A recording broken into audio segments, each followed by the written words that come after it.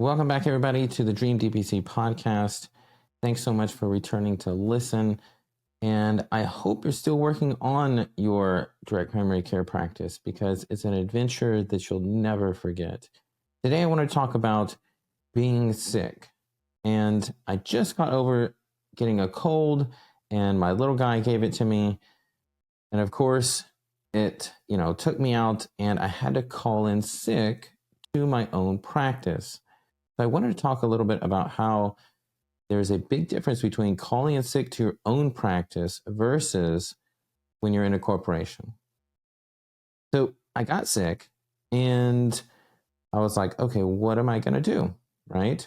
Well, the first thing I have to do is kind of rearrange my day and basically tell my patients that I cannot make it in to see them today because I am sick. And honestly, it's not that hard once you get used to it. So I just basically text them and I say this. I say, unfortunately, I got sick today and I have a really bad cold and I don't want to pass it along to you. So do you mind rescheduling to the same time next week? So I just kind of move them a little bit over, right? Just by 1 week. And 9 times out of 10, they tell me, oh, well, I hope you get better. I hope that, your family's doing well. Sometimes they'll send me a suggestion, recommendation from a non-doctor. This is what you should be doing, right? And they'll just parrot back whatever I've told them in the past. And it's very kind of loving effect. And it feels like, okay, these people actually really care for me. They actually like me, which is a big question that comes up when you're starting your own practice. Because before you go into a practice and there's tons of patients that just kind of show up like the regular insurance-based practice. But in this one, you've had to create your own kind of identity for the public to see. So oftentimes you may wonder, well, do they really like me, right? And when you call in sick, it's a kind of stark reminder that, yeah, these people actually appreciate what you do for them. So it's in big contrast to what you experience in the corporate world. And I think this is very important for residents who are coming out because they may have been mistreated during residency and told to, well, you're sick, you got to come in, right? Which, by the way, is very selfish of the attending and, of course, of the hospital in general. And that's something that you don't want to repeat when you graduate residency. So in this instance, when you own your own practice, you call and you tell them that you're, just to reschedule. And you're not missing out, one, on any money that should be coming in from that visit because it's a monthly subscription.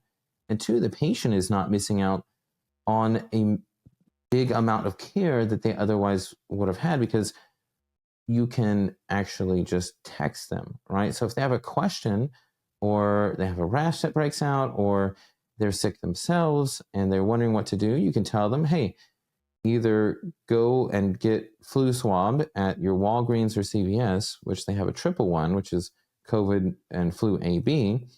Go get swabbed there.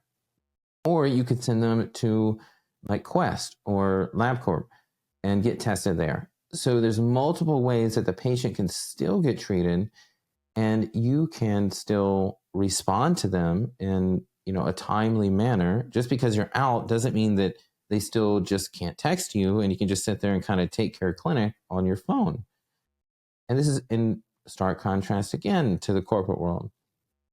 So let's kind of get into that. Let's get into what is it like when you are in the corporate world and you call in sick. So for those of us in the corporate world or who have been there before, we know that we have a set limited amount of days. Even though we are a human being who takes care of hundreds, if not thousands of patients a year who are sick and who we deal with their tragedies, their chronic diseases, their acute onset of illnesses that really knock them out, like maybe the flu, when we ask in return for understanding for our absence, many times it's not given by the leaders in the corporate world. So what happens is, and this is very clear in my mind, that during one season when it was winter, many kids got sick, from the doctors on our team, on our medical group. Many of their kids got sick, so they had to call in a whole lot. There was just something that went around and just kind of took out people.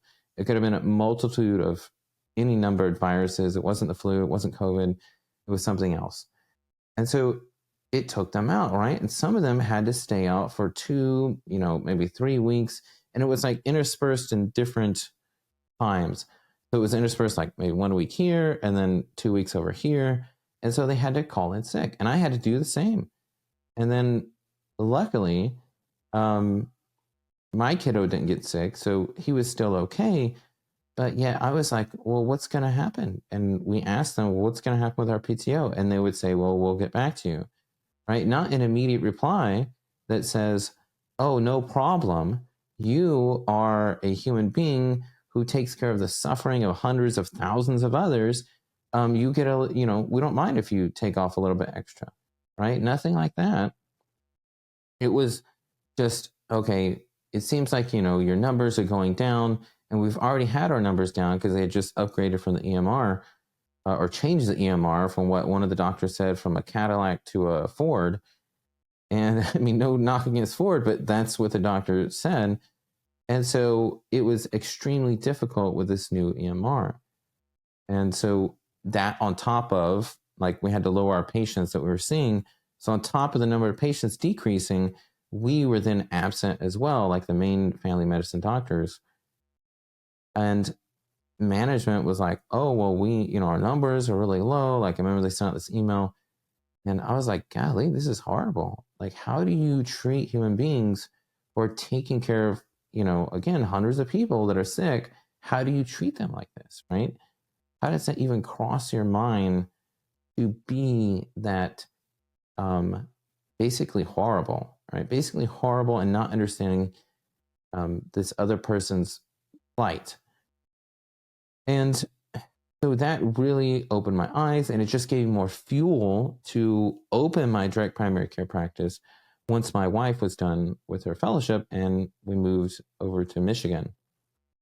So it's crazy things like that. Like, you are basically just a number, and you have so many patients that some of them even actually complain when they have to be moved that you're sick because you're just seeing too many patients in the insurance-based world.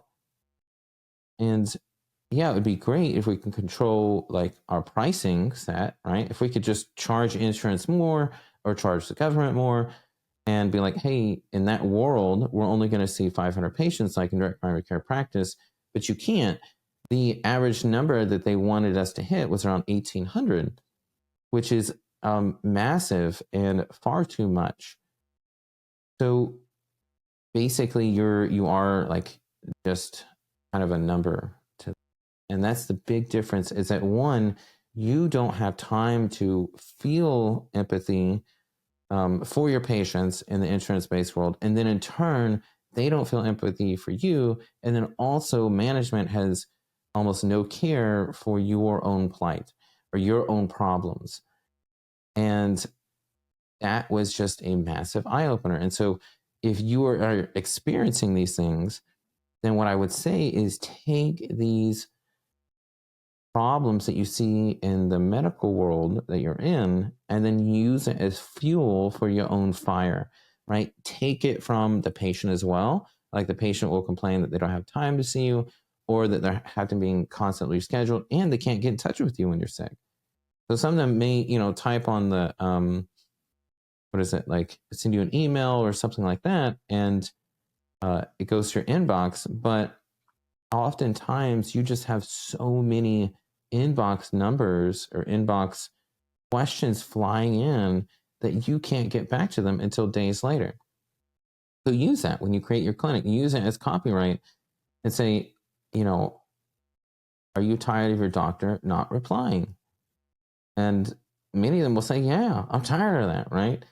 And so you can use these different things to actually add a little bit of substance to your website, to your emails, to your talk with when you're giving like speeches and stuff. So you can use this.